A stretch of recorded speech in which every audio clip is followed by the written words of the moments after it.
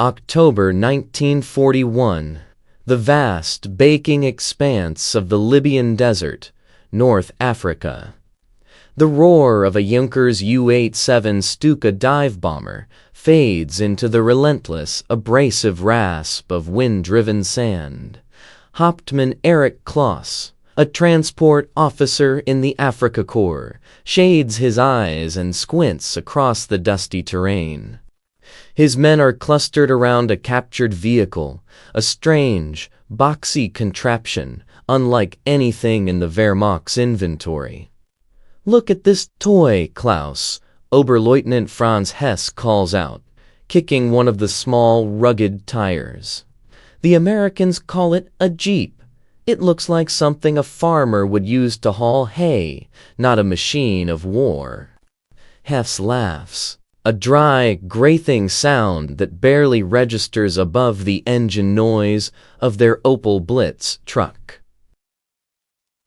The vehicle they are inspecting is a Willys MB, freshly salvaged from a skirmish with the British Long-Range Desert Group, LRDG. It's low, utterly open to the elements, and painted in a dull olive drab. Its lines are crude, functional, and without the sleek, engineered precision that German designers prized in vehicles like the Kübelwagen. Klaus walks closer, running a gloved hand over the flat, featureless bonnet. The Jeep's simplicity is its most striking feature. There are no curved fenders, no unnecessary embellishments, just angles and welds. A canvas top is rolled down, exposing the utilitarian interior. Two simple bucket seats up front and a rudimentary bench in the back. "It's small," Klaus mutters, a professional assessment replacing Hess's mockery. "Too small for extended range. Where is the space for jerrycans, for ammunition?" The official German assessment from high command had already filtered down, couched in its characteristic arrogance. The Americans, they sneered, were employing non-standardized civilian automobiles, midget cars, the reports labeled them. Flimsy, four-cylinder machines, unfit for the rigors of mechanized warfare. The Kübelwagen, based on the robust Volkswagen chassis, was deemed superior, lighter, more fuel-efficient, and specifically designed for cross-country performance. But as Klaus examines the Jeep's underside, he sees something unexpected: a robust, heavy-duty chassis and a clear, almost excessive ground clearance. He tries the four-wheel drive. The little engine catches immediately, a throaty, confident purr. He watches as a non-commissioned officer, ordered to test its capability, drives the Jeep effortlessly over a dune that would have strained the two-wheel drive Opel Blitz and forced the crew of a standard Mercedes-Benz G5 staff car to lay down sand mats. "Herr Hauptmann," the non-com reports, a hint of awe in his voice, "this thing drives like a goat. It has a low center of gravity. It is tough." Klaus stands silently, the desert sun beating down. He remembers the reports of the LRDG, the desert rats, using these very vehicles to make daring raids hundreds of kilometers behind their lines, carrying machine guns and enough supplies to operate independently for weeks. They were fast, difficult to spot, and above all, mobile. This captured vehicle, this midget car, was an early warning sign. It was not a status symbol. It was a tool forged by an entirely different philosophy: utility, mass production, and relentless reliability. The German logistical system, while precise, was burdened by complexity and an array of specialized vehicles, each requiring its own unique parts. This American machine was the opposite: simple, adaptable, and Klaus suspected built in staggering numbers. "We will not destroy it," Klaus orders, his voice firm. "We will log it, test it, and use it. I want to know everything about this Jeep." The first grudging respect for the American industrial genius had just been born, not in a factory, but in the heat-shimmering emptiness of the African sand. The officers still scoffed, but the enlisted men, the ones who actually had to fight and move across the rugged landscape, were already looking at the Jeep with envious eyes. June 1944. Normandy, France. The chaos of the Allied invasion, Operation Overlord, was not just a torrent of men and armor, but a flood of logistics, a visible, overwhelming industrial reality that German forces were completely unprepared for. Feldwebel Hans Metzger, a veteran squad leader with the 716th Infantry Division, hunkered in a shattered farmhouse near Carentan, watching the relentless movement of the American line. His unit had managed to fight, to retreat, and to fight again, yet they were constantly outrun, bypassed, and overwhelmed. It wasn't the sheer power of the Sherman tanks that shocked Metzger. It was the sheer ubiquity of the American support structure. And at the heart of that structure, buzzing like highly mobile mechanized insects, were the Jeeps. Metzger watched a dozen Jeeps stream past an intersection that German transport had struggled to use for weeks. They were everywhere, carrying reconnaissance scouts with Browning automatic rifles or bars, ferrying officers with maps, towing 37mm anti-tank guns, and most crucially, hauling mountains of supplies. He saw one Jeep that had been improvised into a mobile casualty collection point, another fitted with a radio mast, serving as a command post for a lieutenant with nothing but a map case and a pistol. "They adapt them to anything," Metzger whispered to his Obergefreiser. "They do not wait for a factory design, they just bolt in what they need." The German logistics philosophy demanded highly specialized vehicles, a specific ambulance, a specific radio car, a specific anti-tank vehicle, a specific staff car, each demanding its own supply chain of unique spare parts. The Jeep, however, was a master key.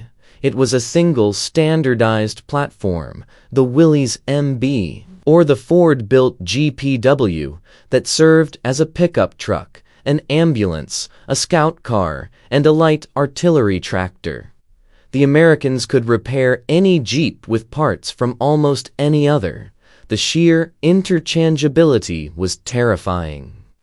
The Wehrmacht had its own rough equivalent, the Kubelwagen, but it was lighter, rear-wheel drive with limited exceptions, and often struggled in the deep mud and broken terrain of the Normandy bocage. When a Kubelwagen broke an axle, it was often abandoned. When a Jeep broke, another would simply tow it back, and the required spare part, standardized across millions of production units, was already waiting. The scale of production was truly what broke the German psyche. While the German auto industry could be capable of brilliance, the constant retooling and limited capacity meant their production numbers were always constrained. The Americans, masters of the assembly line, were cranking out Jeeps at a rate that seemed impossible. By the end of the war, over 600,000 Jeeps would be built. 600,000. To Metzger and his men, the enemy wasn't just well-armed. The enemy had an unlimited supply of mobility. The shock intensified when Metzger's squad captured one intact. They found a canvas sack containing a repair manual, which was not some highly technical blueprint, but a simple illustrated guide showing how to fix almost anything with basic tools. The simplicity was the genius. The German soldiers, initially mockers of the midget car, were now desperate to acquire one. An operational Jeep was worth more than a Mauser K98 rifle. It meant speed, escape, and access to food and supplies. December 1944. The Ardennes Forest, Belgium. The height of the Battle of the Bulge. The final, desperate German offensive was meant to be a swift, motorized thrust. Yet even during their initial successes, the fundamental logistical disparity became glaringly obvious. Hauptmann Willy Schmidt, a company commander in the Führerbegleiter Brigade, led his men past abandoned American equipment near a crossroads. Among the wreckage of American trucks and half-tracks lay dozens of U.S. Army Jeeps, some destroyed by artillery, others simply ditched in the chaos. Schmidt's engineers immediately set to work salvaging the serviceable ones. He wasn't looking for a staff car, he was looking for survival. The German units attempting the breakthrough, particularly Kampfgruppe Piper, often ran out of fuel for their heavy Tiger II tanks and were forced to abandon them. When they did manage to seize American fuel dumps, it was the Jeep that proved to be the most critical captured asset. A Jeep could be loaded with several 5-gallon jerrycans and sent back across ravaged terrain to refuel a stalled tank, something the heavier, more conspicuous German trucks couldn't manage quickly or discreetly. Schmidt watched as his men used a captured Jeep to drag a light PaK-38 anti-tank gun through a deep, muddy ditch with their own specialized vehicle. The SDKFZ-251 half-track would have become hopelessly bogged down. The Jeep didn't complain. It didn't overheat. It just pulled. The Jeep's utility had become a universal military language. American paratroopers, British commandos, Soviet infantry, and now even the desperate German rear echelon units were all relying on the same simple 2,400-pound machine. Its four-wheel drive, the powerful Go Devil engine, and its absurdly robust frame meant it could handle the mud of the Eastern Front, the deep snow of the Ardennes, and the sand of El Alamein with equal competence. The Jeep was not just an all-terrain vehicle, it was the linchpin of forward momentum. It carried the vital communications equipment to the front, the plasma to the wounded, and the reconnaissance scouts around the flank. General Eisenhower himself recognized this profound truth, later stating that the three most crucial pieces of Allied equipment that won the war were the C-47 Dakota airplane, the landing craft, LCVP, and the Willys Jeep. For Schmidt and his freezing, exhausted men, the sight of a functional captured Jeep, repainted with hasty bulk and Kreutzer, was the only guarantee of retreat and survival. A final, bitter acknowledgement that their enemies had not only superior numbers, but superior, foundational mobility. The mockery was long gone, replaced by a desperate, humbling dependence on the very vehicle they had once dismissed as a toy. March 1945. The Rhine River Valley, Western Germany. The war had come home, and for Obergefreiter Klaus Richter, the transport officer who had first scoffed at the midget car back in the sands of Libya, the sight was the ultimate industrial indictment. Klaus wasn't retreating, he was running, moving on foot while the once proud mechanized remnants of the Wehrmacht rusted around him.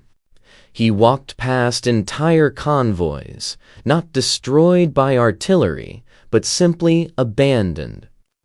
Mercedes-Benz staff cars, specialized communications vehicles, and the highly engineered Kugelwagen were parked neatly on the side of the road. Engines cold. Their tanks were empty, and the fuel that could move them had been incinerated months prior at synthetic oil plants like Luna and Perlitz, or cut off by the systematic destruction of the rail network. The meticulous German war machine, built on precision and specialization, was completely immobilized.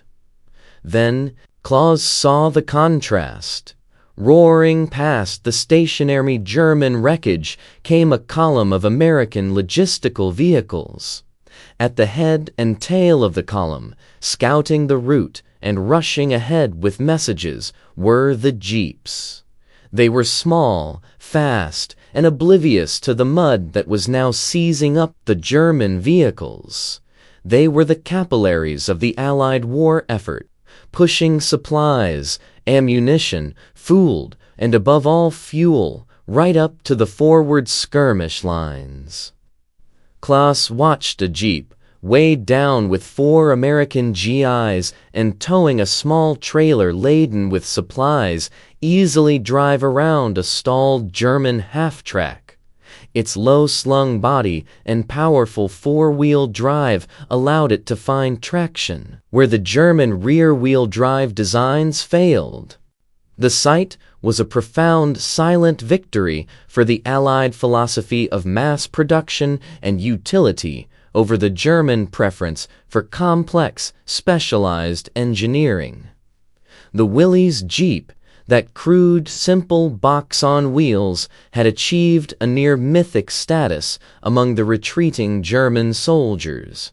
They understood, with sickening clarity, that the war wasn't being lost at the front line by their rifles, but in the skies and the factories of the United States. The Jeep was the physical manifestation of American industrial dominance, cheap to make, easy to fix, and available in endless supply. It wasn't the most powerful machine, but it was the most valuable, because it moved everything else.